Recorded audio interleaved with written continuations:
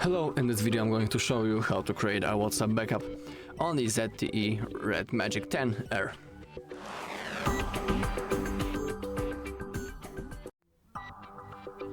Alright, so let's begin.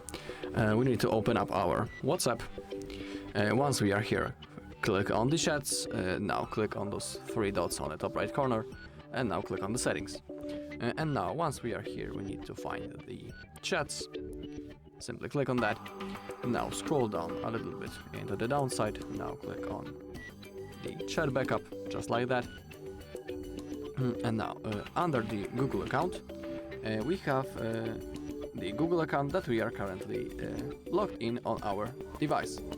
I mean in the settings. And on that selected account, the Google backup will be stored. So if you want to restore your backup in the future, you will need to be logged into the same Google account that you can see right in here, right now on the screen. Logged in the settings of the device. Remember about it. Also, you want to, if you want to, you can add another account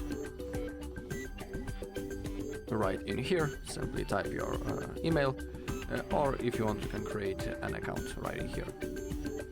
Alright, below we have an option about automatic backups. Defaultly, this option will be set on off, but you can pick between the daily, weekly, monthly, or only when I tap backup. So currently I set it on the weekly, and that means that each week the backup will be automatically made, and I don't need to do this manually. So it's pretty convenient feature.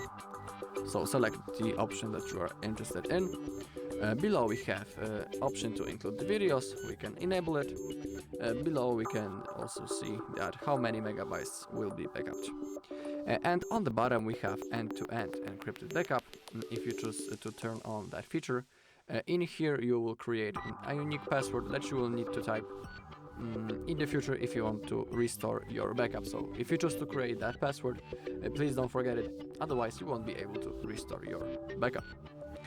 Alright, so once everything is done and selected, we need to click on this green button, backup. Alright, now the process has started, as you can see.